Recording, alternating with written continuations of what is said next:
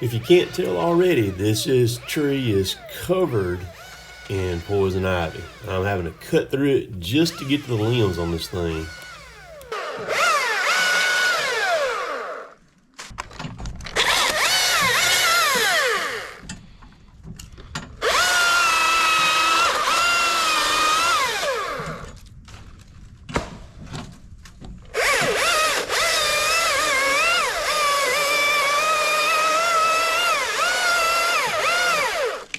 So I kind of got caught off guard as quick as I got this thing. They told me 30 to 90 days. I was figuring 6 months at the quickest I would be able to get it.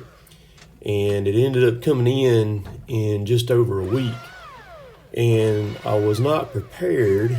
I did not have a harness yet. I've had numerous people say something to me about a harness. And so again, I was not expecting it to come in as quick as it did with things the way that they are right now, but it did.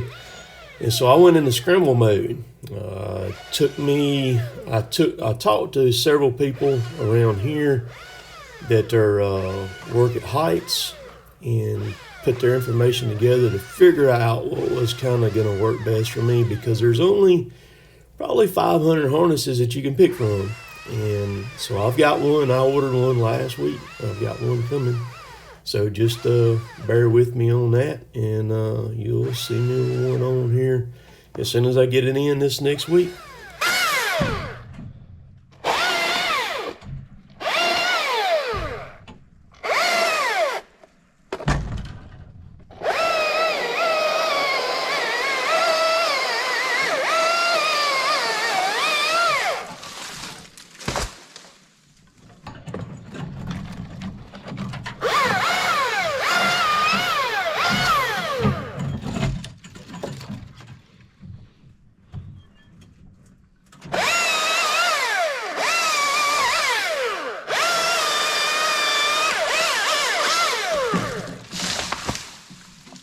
So there's a barn to my right, and this limb stretches out over this barn. It's an old barn too, but they want to protect it and save it as much as they can. This oak is going to be between 6 and 7 foot diameter at the base. This limb that I'm actually dealing with right here is the biggest limb I've ever removed that was on a tree that I moved from at height.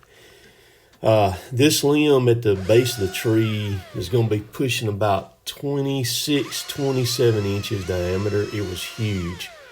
And it stretched out way over 60 foot out from the trunk of this tree.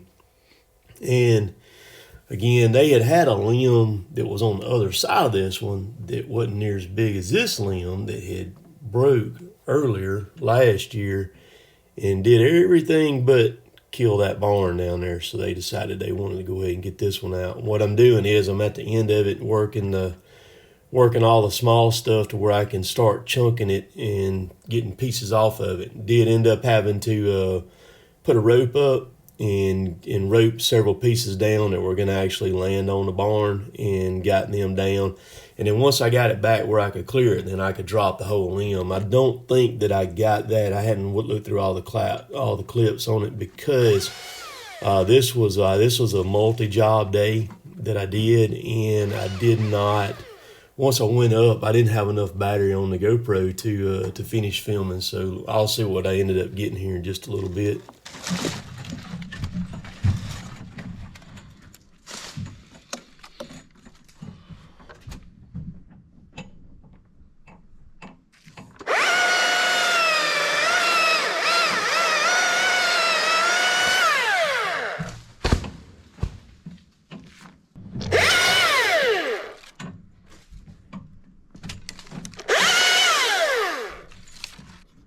You can see the roof of the barn right there coming into view on this clip.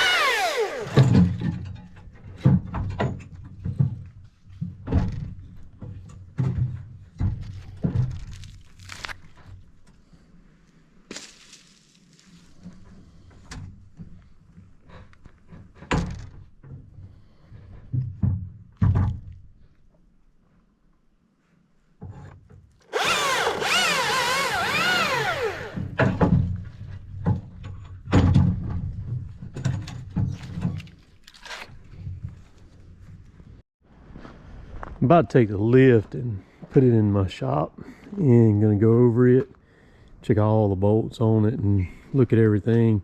And I'm also going to take the jack and move the jack from this side over here over to the other side. You can unbolt it and move it. Not really sure why whoever installed it would have put it on the opposite side, but I'm going to move it over. And let's go around over here. The Mini be warming up.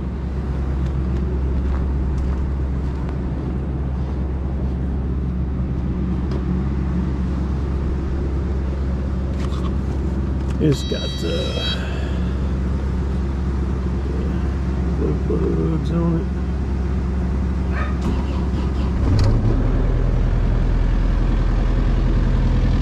Let it run. We'll go ahead and feed the old dogs. Got ice.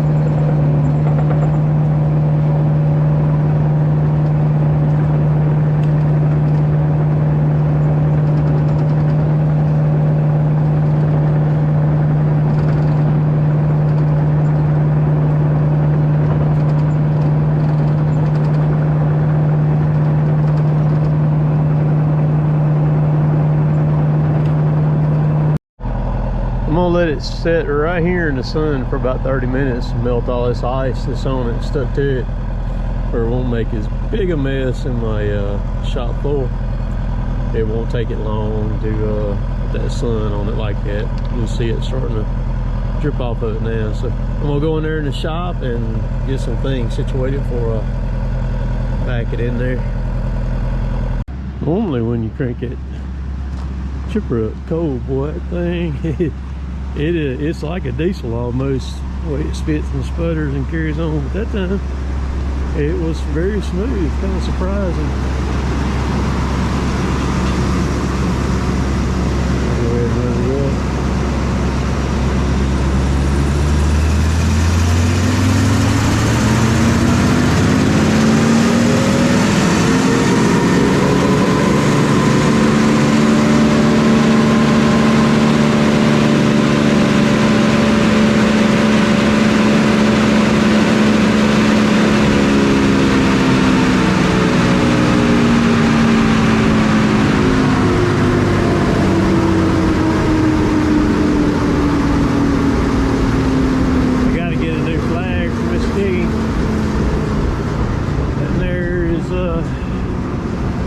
Getting tattered up pretty good. May take it when I get another one, and I'll give that away to somebody. It's what I'll do with it. Take the clutch out.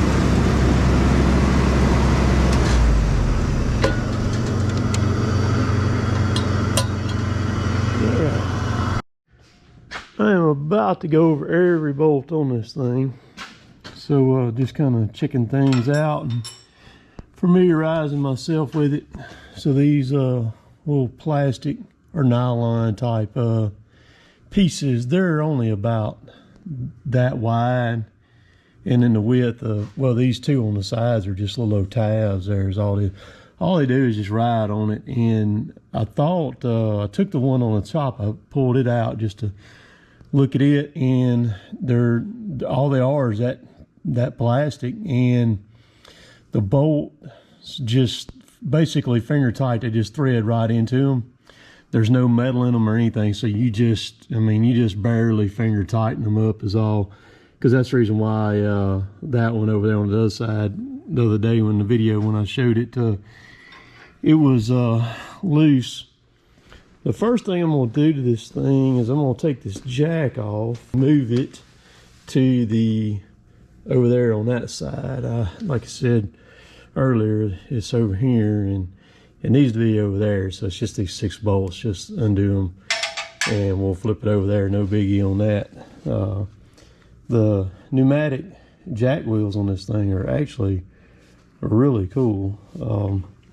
I like that because you can take this thing like on this right here, on this concrete, you can take it once you let it all the way down, pick the outriggers up, you can roll this thing anywhere you want to go with it.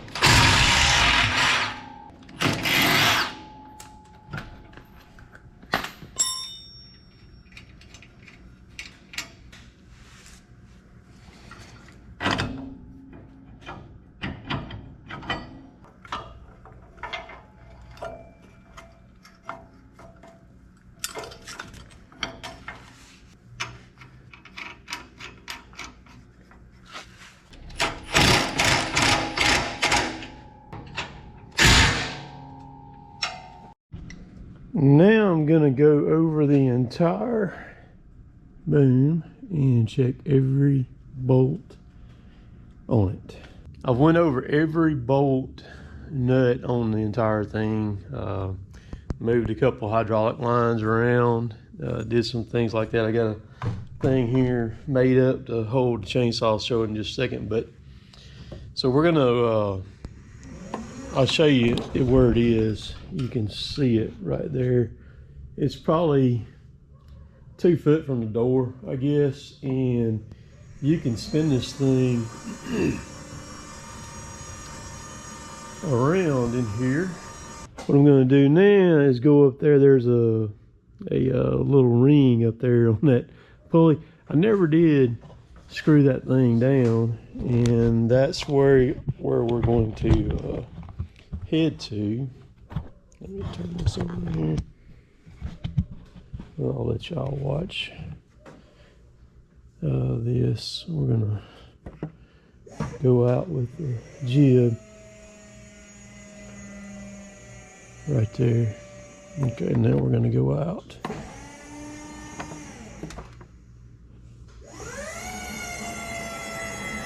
I think the only thing the speed thing does, it just makes the pump run, the motor run faster on the pump is all. So we're almost to it. So now we're gonna go on up with the jib, and see, by doing that with the jib, you're not moving neither of the boom sections right there at all. I'm just about where I can touch it here. I'll go back the other way just a little bit. Okay, let's go out a little bit more. All right, now we'll go up with the jib here, and it'll put us, see right there's the light. So you can work any of this stuff in here that you needed to. And right there I am. That has been like that since about, I think about 2018 or so, where I can run that thing on down.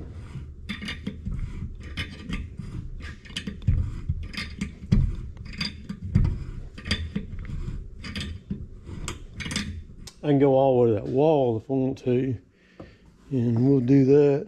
I'll go down with the jib, lower it, and we'll go under the kayak. Well, you still got about 2 more foot.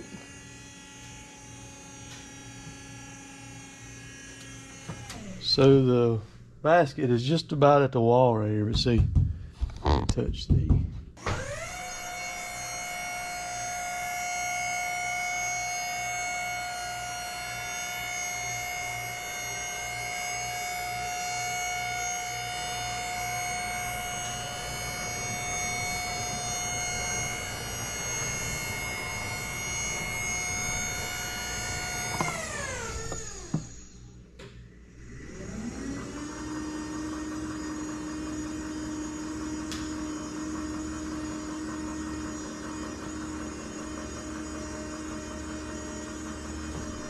it's pretty versatile, and however you want to set up with it, what you can reach.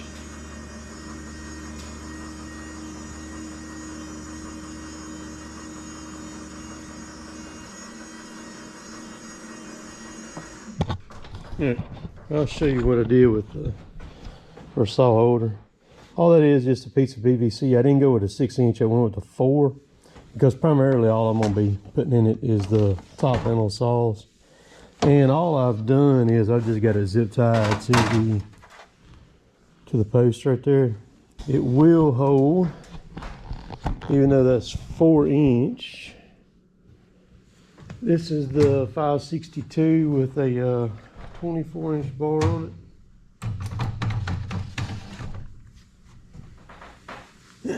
It'll go in there too, so that's a good deal right there. But most of the time I'll be running a top panel saw. Sometimes I'll have a bigger saw, 362, 562, 400 up here with me and running it. But that kind of work there. I was actually going to fabricate up I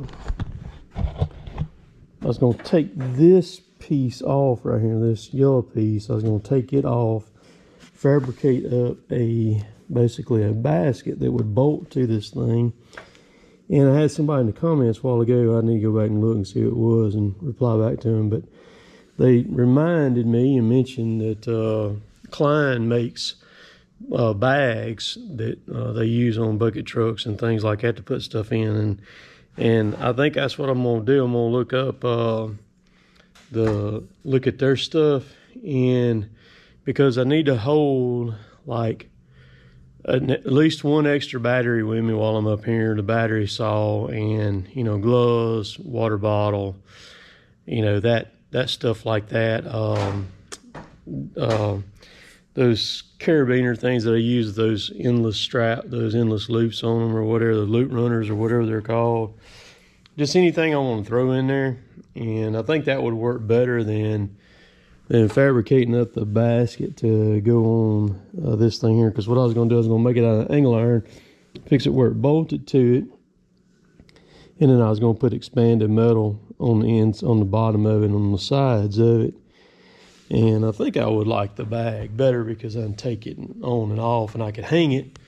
I could hang it from right here at this rail right here, from anywhere on any of the rails. It wouldn't be just positioned, right here like that, which this is a little bit odd too, because you gotta reach around to get to that. But this thing is gonna be a good asset for me to have, and I mean, sky's the limit on it, because you think you could take like my pole barn out there. I've been wanting to wire it up and put lights in it and a couple plugs, because this thing's going to stay up under it, and so I'll need to plug it in, and I'll be able to wire it, run the conduit out there and everything on it from this thing right here. So I could set it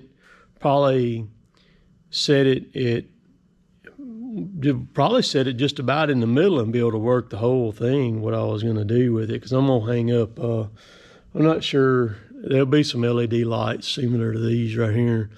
Hang up like probably 3 of them down the middle of it or something, just to give me some light out there and give me some power and stuff out there to it. But so I could do that stuff like that. I can change light bulbs and parking lights, any kind of stuff like that right there. Even flagpole maintenance. I mean, the sky's the limit. Anything working at height you could do with this thing, as long as it wasn't over 62, 63 feet, something like that. You could do it with it. The other cool thing about this dude is you've got air and water. You see the things on the bottom right there at the base of the boom down there, the nipples. The one on the right is for a pressure washer, and the one on the left is for air. And then that plug that's sticking out right there, you can plug into it. And then here's all your stuff right here. There's where your power is. Basically, all that is just an extension cord that runs all the way up to right here. And then there's your air and water right here for pressure washing or running any kind of air tool or something like that. And it runs all the way back to the boom and down through there. So you can do a lot A lot of stuff with it. The width on it is just under 16 foot when the outriggers all the way down like they are right there width-wise. So you gotta have, you know, you need at least about 16 foot of clearance to be able to put the outriggers down. So anywho,